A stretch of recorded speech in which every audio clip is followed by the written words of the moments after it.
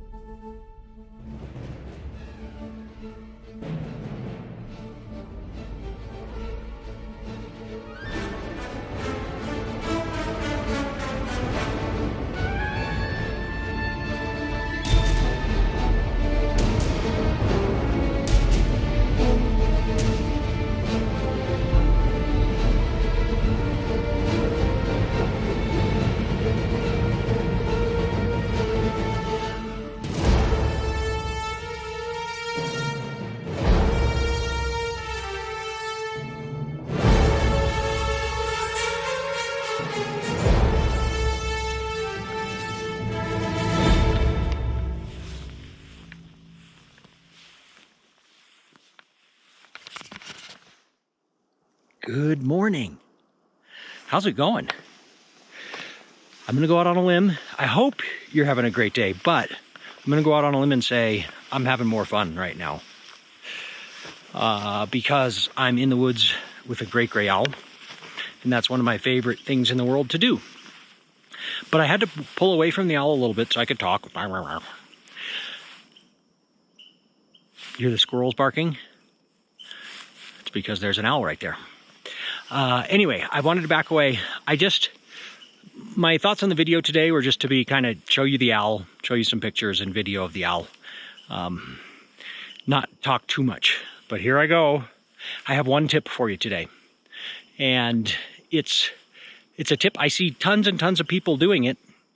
I mean, it's not a big deal, but it's a little deal.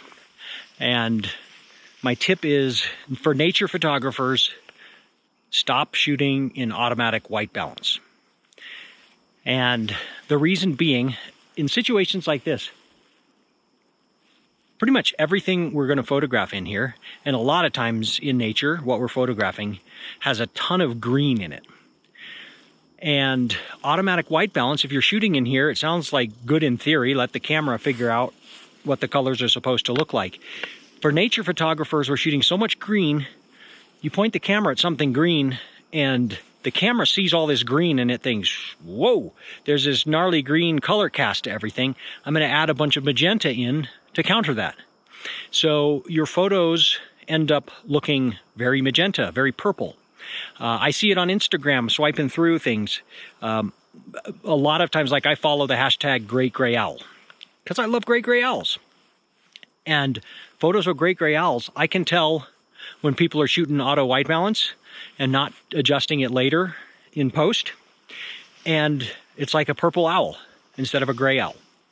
So, of course, this is something, if you're shooting in RAW, your white balance setting is easy to adjust later in post.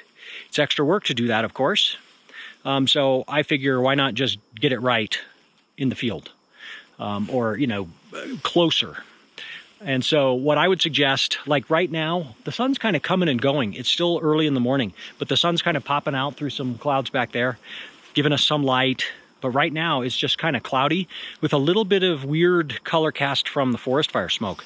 I'm in cloudy white balance mode. So everything I'm shooting this morning is going to have the exact same white balance. So it's all going to be consistent, and it's not going to have that purple color cast. So the greens are going to look a nice warm green. Now I might darken, or I might cool that down a little bit in post, because it feels kind of cool out here. It's like 35 degrees. And, you know, I might want it to feel a little bluer and a little bit cooler than the cloudy. Now, if I wanted to do that right in camera, I would just go set it to sunlight, daylight white balance, and that's going to give it a little cooler color cast. I like the warmth right now coming through, so I'm going to stick with the warm tone, but I can adjust that later if I need to. So anyway, my theory there, the camera manufacturers haven't told me this, of course, but humans were really tuned into the color of skin tones, and camera manufacturers obviously know that.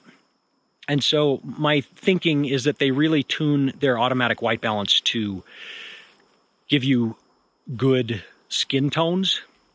And as nature photographers, it's not very often I'm shooting skin tones, or you probably too are shooting skin tones. So I want accurate greens that aren't loaded up with a bunch of purple and magenta. So I would suggest picking daylight or cloudy and just sticking with those. That's all I use. I just bounce back and forth between daylight and cloudy.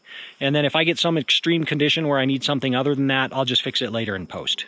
But for the most part, my white balance is really good, and I don't have to do much with it in post. So anyway, keep an eye out for that. If your colors are getting a purple, a magenta color cast to them, it's probably because you're in auto white balance and the camera sees all this green. It adds a bunch of magenta in to counter that. So anyway, there's my rambling for the day. Now it's just back to some great gray owl footage and photos. I hope you enjoy it. I'm having an absolute blast out here. The squirrels calmed down. I hope that owl didn't fly away. I'm going to get back into the woods that way and try and relocate that owl. So have a great day. See you next time. Enjoy the video. Take care. Bye.